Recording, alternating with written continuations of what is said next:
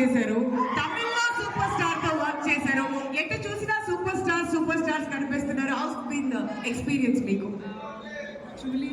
And I think it's a blessing for every actor. You know, they have a wish list of working with certain actors in life, and I am so grateful that so early on in my career, I've got that opportunity in Telugu industry, in Tamil industry. So I couldn't ask for anything more.